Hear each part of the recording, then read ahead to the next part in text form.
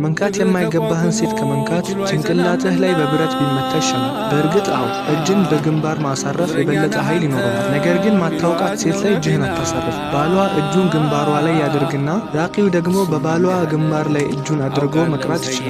ነገር ግን ፊትና ስላለ ወደሷ በጣም መቅረብ በጭራሽ ተገቢ አይደለም። ጅኖች እኮ እዛ አሉ። በዛ ሰዓት ከጅኖች ጋር እኮ ነው የምትቀመጠው። አይኗን ያት፣ ፊቷን ያት እያሉ አንተን ለማሳሳት ይሞክራሉ።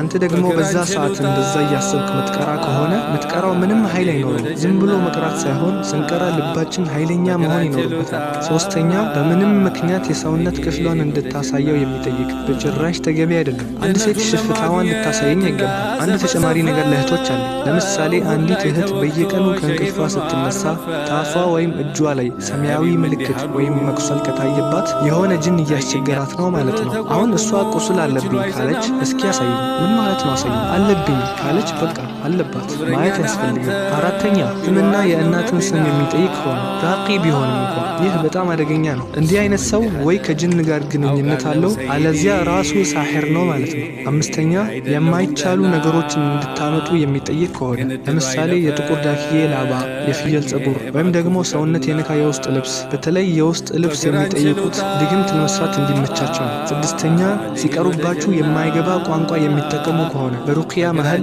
ሌላ ትርጉም የሌለው ቃላትን የሚለፈልፉ ከሆነ ችግር አለ ማለት ነው። ሰባተኛ ማንም የማያውቀውን ምስጢሮቻችሁን የሚነግሯችሁ ከሆነ ይሄ ሊሆን የሚችለው ከእናንተ ቀሪን ጋር ሲገናኙ ብቻ ነው። ቀሪን ማለት ከተወለድን ጀምሮ እስከምንሞት ድረስ አብሮን የሚሆን ጅን ነው። እሱም ስለኛ ሁሉንም ነገር ያውቃል፣ ምናስበውን ጭምር እንኳን ያውቃል። እሺ ሼህ፣ እስኪ ለሰዎች ትምህርት የሚሆን በጣም አስገራሚ ወይም አስደንጋጭ የሚባል ነገር በጣም ከባድ ከሚባሉ ነገር ቢኖር እዚህ ጋር የምታዩት ሳሙና ነው።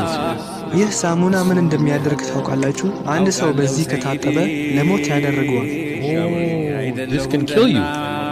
በአላህ ምላለው ለዚህም በህይወት ያለች አንድ እህት ምስክር አለች። በአሁኑ ሰዓት ቺካጎ ትገኛለች። ቤተሰቦቿ በተሰጣቸው መመሪያ መሰረት ይህን ሳሙና ተጠቅመው ህይወታቸው አልፏል። እሷ ራሷም ሳሙናውን በተሰጣት መመሪያ መጠቀም ከጀመረችበት ጊዜ አንስቶ በበሽታ እየተሰቃየች ትገኛለች። ለእነዚህ ሰዎች የተነገራቸው በዚህ ከታጠባችሁ ሀብታም ትሆናላችሁ፣ ልጅ ትወልዳላችሁ፣ ባላችሁ ይበልጥ ይወዳችኋል ተብለው ነበር። እሷ ግን ወላሂ መጠቀም ከጀመርኩ ወዲህ የተባለው ሁሉ ተቃራኒ ነው የሆነ ትላለች። ተደጋጋሚ የጽንስ መቋረጥ፣ ከባሏ ጋር ተጣላች። እናቷና እህቷ ደግሞ ሳሙናውን በተባሉበት መመሪያ መሰረት ሲጠቀሙ ሞቱ።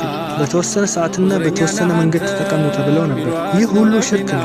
ይህ ሁሉ ኩፍር ነው። ነቢዩም ሰለላሁ ዐለይሂ ወሰለም ወደ ጠንቋይ ወይም ወደ መተተኛ ሄዶ የተናገረውን ያመነ ሰው በነቢዩ ላይ በወረደው ቁርአን ክደዋል።